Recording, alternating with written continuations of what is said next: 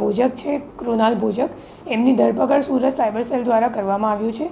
એમાં જે ફરિયાદી છે એમની પાસેથી કુલ 29,40,000 રૂપિયા પડાવી પાડવામાં આવ્યું છે અને એમને એમ કહેવામાં આવ્યું હતું કે તમારા માટે તમને અગર ચાઇનાથી ટેક્સટાઇલની અગર જરૂરિયાત હોય તો એ કાપડ ઇમ્પોર્ટ કરવાનો મારો ધંધો છે અને હું કન્ટેનર મંગાવીશ અને એમ કહીને એમની પાસેથી પૈસા લેવામાં આવ્યું હતું આરટીજીએસ દ્વારા. અને પછી 45 દિવસ પૂરું થઈ ગયું અને જ્યારે ફરિયાદીએ પાછળથી એમને પૂછપરછ શરૂ કર્યું કે ક્યાં મતલબ માલ આવી ગયો કે કેમ, મારું પૈસા તું રિફંડ કરી નાખ, તો પછી એક બે મહિના સુધી તો એને ફોન ઉપાડ્યો, પછી ફોન ઉપાડવા પણ બંધ કરી નાખ્યું. અને આ મામલામાં પછી પાછળથી સામે આવ્યું કે આ ફરિયાદી સિવાય કુલ ગુજરાતમાં 5 અન્ય અને તેલંગાણામાં 1 એમ કરીને 6 હજી બીજા વિક્ટિમ્સ છે અને ટોટલ જે ફ્રોડનો આંકડો છે એ કુલ 90 લાખ જેટલું થાય છે હાલ સુધીમાં.